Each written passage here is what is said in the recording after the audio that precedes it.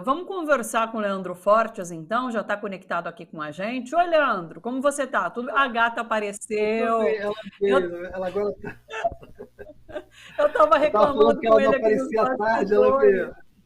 bastidores. Que eu falei, pô, ela só aparece de manhã, não dá honra do aparecimento aqui pra gente. Tá aí a gatinha. Tudo bem com Pois é, você, Leandro? todas as lives que eu faço agora, ela vem.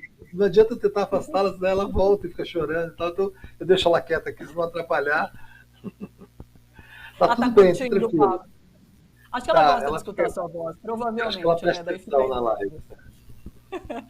Ô, Leandro, quero conversar com você sobre essa questão da alta, né, de números de contaminados, de infectados, acho que todo mundo está percebendo, mas antes vamos comentar essa questão do programa de aquisição de alimentos, para falar sobre essa situação de calamidade que a gente tem vivido aqui no Brasil, né, com a fome voltando, com os números altíssimos, né, de pessoas que passam fome aqui no país, e nesse contexto a gente tem esse desmonte total.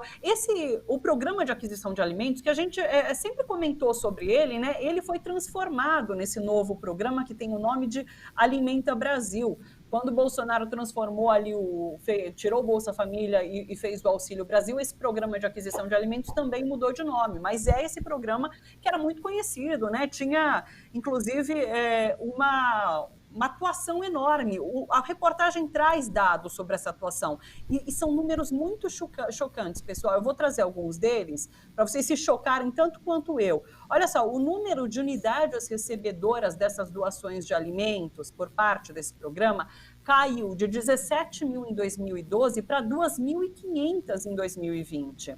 O total de fornecedores, ou seja, essas famílias que estão produzindo ali, né, e precisam, inclusive, escoar essa produção, passou de 128 mil em 2012 para 31 mil em 2020.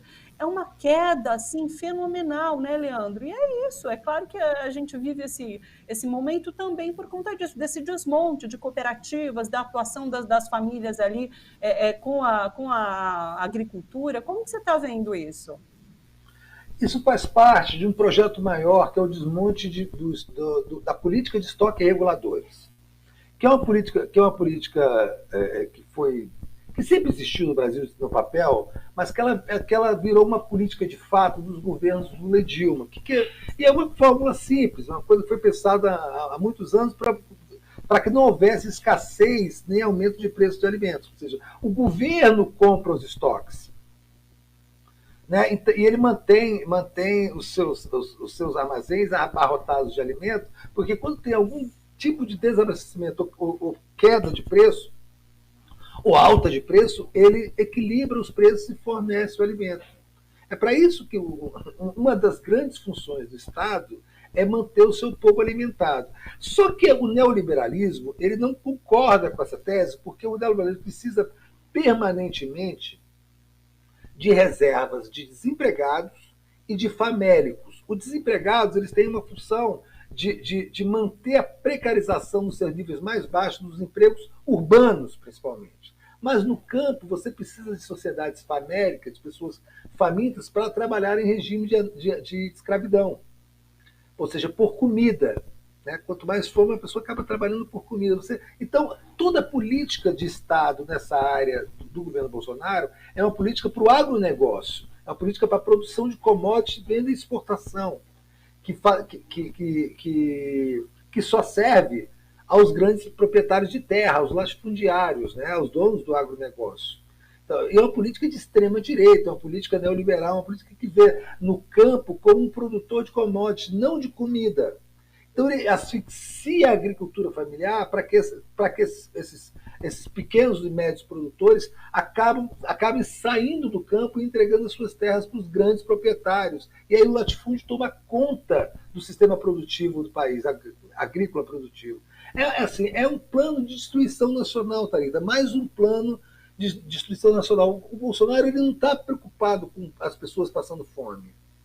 Ele está preocupado com a repercussão do aumento dos combustíveis. É o único preço com que ele tem se preocupado. Só que ele está com as mãos atadas, porque o que tem que ser feito para reduzir o preço dos combustíveis, também do preço dos alimentos, é mudar a política de preço da Petrobras. Isso ele não pode fazer. E não é exatamente porque ele não quer. É porque o mercado não vai permitir que ele faça. né? Ele está num processo de negação, dizendo que vai ganhar no primeiro turno, não um doidinho, né? Vai ganhar no primeiro turno e tal, mas é porque ele ainda tem a esperança de que, fazendo o que o mercado manda, o que o sistema financeiro manda, ele possa ter alguma chance. E essa, então, a gente não tem nenhuma chance enquanto o governo Bolsonaro existir, viu, Thalita? A gente recuperou essas imagens, né, as anteriores ali da situação de calamidade, é isso, situação de fome no país, né, tem aquelas imagens de Fortaleza que as pessoas buscavam comida ali no caminhão de lixo, essas imagens. Tem uma outra que a gente chegou a discutir aqui também no programa, das pessoas brigando por cebola em promoção no supermercado. Isso tudo é muito simbólico do que a gente está passando hoje, diante daí de decisões como essa que acabam com uma política de fornecimento, de oferecimento de comida para a população brasileira.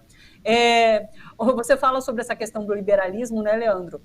Eu estava ouvindo uma entrevista que o Reinaldo Azevedo deu para o Breno Altman semana passada, né? Eles discutiam essa questão do liberalismo, e daí o Reinaldo Azevedo admitiu, né, que o liberalismo só funciona em país rico, que o que há aqui no Brasil é uma tentativa, né,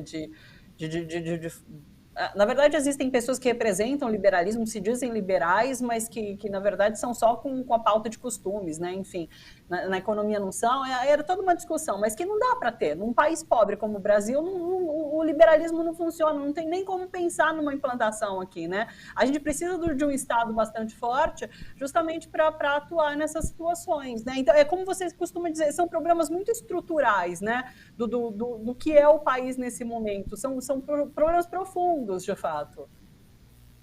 Que não podem ser resolvidos dentro da estrutura tradicional do liberalismo, porque o Reinaldo Azevedo está certo nisso, o liberalismo funciona para países centrais do capitalismo, né? Países do capitalismo central, onde você tem um nível alto de industrialização. E a sociedade ela é sustentável do ponto de vista da produção de consumos, de insumos, desculpa. Aqui no Brasil, não, nós somos uma sociedade que vive basicamente de venda de commodities, né? uma economia que vive da venda de commodities, e onde o processo de desindustrialização é um fato, é um plano de governo. Nós caminhamos para voltar a ser uma colônia.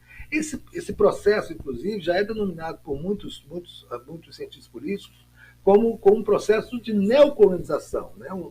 O Norte neocolonizando a África, a América do Sul, a América Latina, por meio dessas políticas neoliberais que vendem toda a superestrutura do Brasil, dos países, né? Vendem os seus patrimônios, vendem o sistema energético, vendem o sistema de águas, privatizam tudo, escravizam a população no campo, né? Escravizam completamente porque os donos da terra passam a ser como os antigos coronéis do período imperial, e você submete o país então à vontade de quem pode sustentá-lo, ainda que de forma precária.